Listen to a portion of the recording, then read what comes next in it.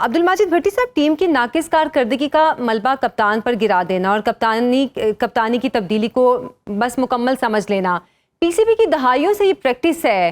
क्या वाकई टीम की हार जीत में सिर्फ कप्तानी के तब्दीली से ही फर्क पड़ेगा या कुछ और भी चीजें ऐसी हैं कि जिनको तब्दील करने की अब बहुत अशद जरूरत पड़ गई है? सबसे पहले तो आयशा आपका बहुत बहुत शुक्रिया। देखें, अगर तब्दीली बराए इस्लाह हो और इस तब्दीली से पाकिस्तान क्रिकेट टीम को फायदा पहुंच जाए तो फिर तो हमें कोई मसला नहीं है। लेकिन बाबर आजम कुछ अरसे पहले तक तो हम ये कह रहे थे कि उनकी टेस्ट टीम में जगह ही नहीं बन रही। अब अचानक शान मसूद को हटाकर एक कॉम्प्रोमाइजिंग बेसिकली कैंडिडेट हैं बाबर आजम, जिनको पाकिस्तान टेस्ट टीम का कप्तान बनाया गया है। लेकिन जो असल कैंडिडेट थे वो तो थे सलमान अली आगा। लेकिन जब वाइट बॉल फॉर्मेट में सलमान अली आगा नाकाम रहे, खुद शकील अनफिट हो गए, तो कुर्रा फाल जो है वो बाबर आजम के नाम निकल आया। देखें, अगर थोड़ा सा पीछे चले जाएं, गालिबन अक्टूबर 2023 की बात है जब हम भारत से वर्ल्ड कप खेल कर आए। उस वक्त बाबर आजम से कहा गया, चौधरी जका अशरफ पीसीबी के चेयरमैन थे, कि आप टेस्ट फॉर्मेट से अलग हो जाएं, हम आपको हटाना चाहते हैं। उन्होंने कहा कि नहीं, मैं कप्तान रहूंगा तो तीनों फॉर्मेट्स का रहूंगा, अदरवाइज नहीं। तो वहां पहली बार जब पाकिस्तान टीम ऑस्ट्रेलिया जा रही थी तो शान मसूद को कप्तान बनाया गया। ठीक है, शान मसूद 16 में से 12 मैचेस हार गए, लेकिन मसला ये है कि बाबर आजम अभी खुद स्ट्रगल कर रहे हैं, उनको आपने कप्तानी दे दी। फिर एक बार दोबारा बाबर आजम को हमने व्हाइट बॉल का कप्तान बनाया। मेरे ख्याल में, अगर मैं गलत नहीं कह रहा, मार्च में बाबर आजम कप्तान बनते हैं और अक्टूबर में उन्होंने व्हाइट बॉल की कप्तानी छोड़ दी। देखिए, मसला कप्तान की तब्दीली नहीं है।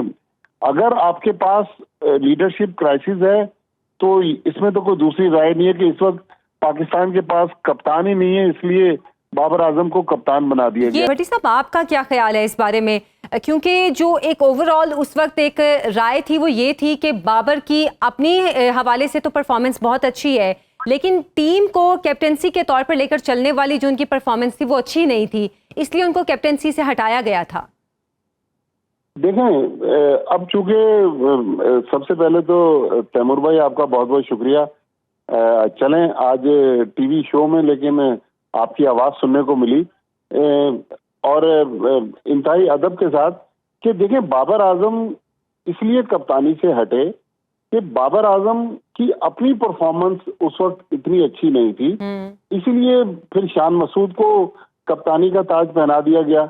लेकिन अगर आप मोहसिन नकवी साहब का टाइम देखें, वहां भी बाबर आजम को दूसरी बार कप्तानी में व्हाइट बॉल में कमबैक करवाया गया जब शाहीन शाह अफरीदी को कप्तानी से हटाया गया, लेकिन वहां बाबर आजम ने रिजाइन कर दिया। दरअसल मसला हमारे क्रिकेटिंग सिस्टम का है।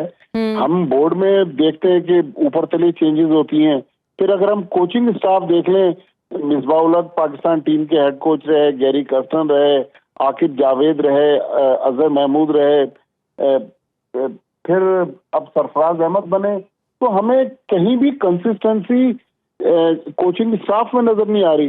फिर अगर आप सिलेक्शन की तरफ चले जाएं, आज आकिब जावेद साहब फरमा रहे थे कि हमने वर्ल्ड चैंपियन साउथ अफ्रीका को हराया। इसमें कोई शक नहीं, पाकिस्तान ने एक टेस्ट मैच जीता साउथ अफ्रीका के खिलाफ, लेकिन उस टेस्ट मैच का जो बेस्ट बॉलर था नोमान अली, आज हमने उनको ड्रॉप कर दिया। तो भाई, आपके पास आज जो आपने टीम अनाउंस की है, ऐसे बॉलर हैं जो 20 विकेट लें और पाकिस्तान को टेस्ट मैच जितवाएं, क्योंकि टेस्ट मैच तो बॉलरों से जीते जाते हैं। फिर हमने बांग्लादेश की सीरीज में अमाद बट को टीम में शामिल किया, वो बगैर खेले आज ड्रॉप हो गए। तो मतलब हमें ना मैनेजमेंट में कंसिस्टेंसी नजर आ रही है, ना टीम सिलेक्शन में कंसिस्टेंसी नजर आ रही है। तो हम जो जिग जैग चल रहे हैं, उसकी वजह से हमारी क्रिकेट जो है वो मुश्किलात से दो चार है। भट्टी साहब, पाकिस्तान में अभी तक जितना भी टैलेंट आया है वो नेचुरल टैलेंट ही आया है। हमने देखा कि किसी भी खिलाड़ी को जो आगे तक आया है वो अपने या तो बचपन से गलियों में क्रिकेट खेलते हुए या किसी ना किसी इस तरह ट्रेनिंग कैंप में खेलते हुए वो आगे आया, उस पर नज़र पड़ गई तो उसको पिक कर लिया गया। कोई ऐसा कोच हमारे पास कि अब तक नहीं आया जो उस नेचुरल टैलेंट को पॉलिश करता या उसको मजीद निखार के एक बड़ा स्टार बनाता? देखिए आयशा, हमारे पास शायद आज टैलेंट तो है, लेकिन उस टैलेंट को परखने वाला और दुरुस्त मौके पर उस टैलेंट को मौके देने वाले लोग नहीं हैं।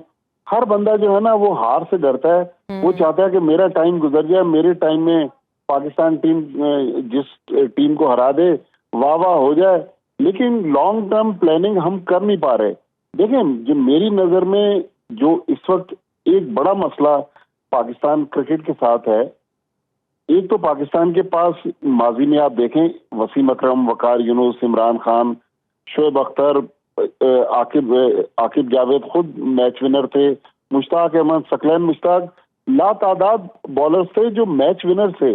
आज पाकिस्तान के पास ऐसे बॉलर नहीं है जो टेस्ट मैच में 20 विकेटें हासिल करे, क्योंकि टेस्ट मैच हमेशा बॉलरों से जीते जाते हैं। मैं आपसे भट्टी साहब एक और भी सवाल पूछना चाहूंगी कि बाकी क्रिकेट टीम्स जो हैं या जो जैसे इंडियन क्रिकेट है और ऑस्ट्रेलियन, इंग्लैंड के, उनके पास ऐसा क्या है पैसे के अलावा, क्योंकि पैसा तो पीसीबी के पास भी बहुत है, उनके पास ऐसा क्या है कि वो बड़ी टीम्स हैं, वो बड़े क्रिकेट बोर्ड्स हैं और हमारी क्रिकेट टीम अब तक वो बड़ी बन ही नहीं पाई?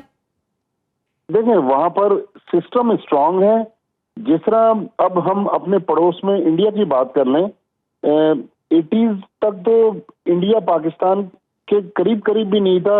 हम हर फॉर्मेट में, टेस्ट में भी उनको हराते थे, हम उनको वनडे क्रिकेट में भी हराते थे, T20 में वो हमारे करीब नहीं थे। लेकिन उनका जो क्रिकेटिंग सिस्टम है, उनके जो फर्स्ट क्लास टूर्नामेंट्स हैं, उनके वनडे टूर्नामेंट्स हैं, वहां पर विराट कोहली भी डोमेस्टिक क्रिकेट खेलते हैं, एक छोटा बच्चा जो अपकमिंग प्लेयर है वो भी खेलता है। हमारे यहाँ ऐसा नहीं है।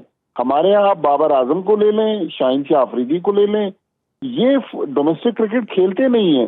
पाकिस्तान क्रिकेट बोर्ड हर साल कोशिश करता है कि इनको डोमेस्टिक क्रिकेट में लेके जाए। हमें अपने क्रिकेटिंग सिस्टम में उखाड़ पिछाड़ के बजाय हमें एक प्रॉपर सिस्टम बनाकर उस सिस्टम को, अच्छा, ये बहुत बड़ा आपने पॉइंट उठाया है डोमेस्टिक क्रिकेट वाला, और ये मुद्दा कुछ अर्सा पहले उठा भी था कि खिलाड़ी हमारे डोमेस्टिक क्रिकेट नहीं खेलते, इसलिए उनकी परफॉर्मेंस दिन ब दिन खराब होती जा रही है।